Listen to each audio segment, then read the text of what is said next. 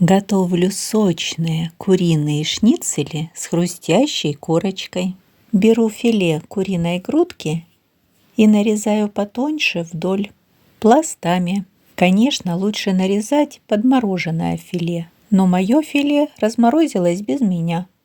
Чем острее нож, тем легче нарезать тонкие кусочки. Можно нарезать и потолще. Тогда мариновать надо немного подольше. И жарить тоже чуть подольше.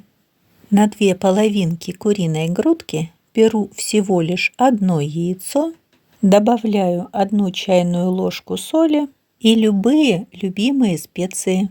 У меня это 1/3 чайной ложки порошка сухого чеснока и 1/3 чайной ложки черного молотого перца.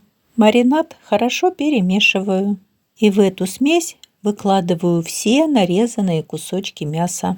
Мяса, конечно, больше, чем яйца, но этого будет вполне достаточно.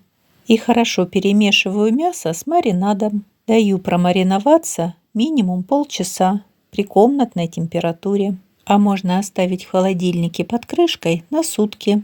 А теперь беру панировочные сухари. У меня домашние из серого хлеба, можно брать совершенно любые. На сковороду наливаю 3-4 столовые ложки растительного масла и даю сковороде хорошенько прогреться. И обваливаю с обеих сторон хорошо промаринованное мясо.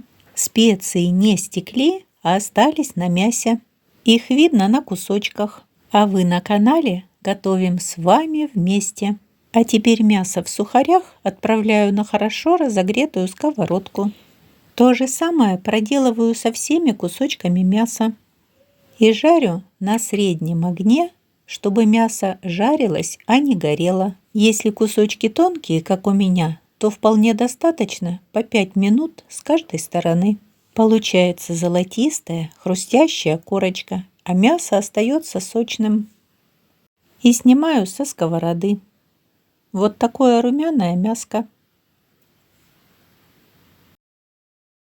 А если мясо хочется по суше, то его можно подержать на каждой стороне, плюс еще минутку-другую. Конечно, такие шницели очень вкусные, как только со сковородки, свежайшие. Но вчерашние и позавчерашние тоже остаются вкусные.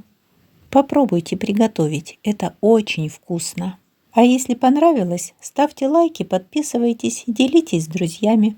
Приятного аппетита и готовьте с удовольствием!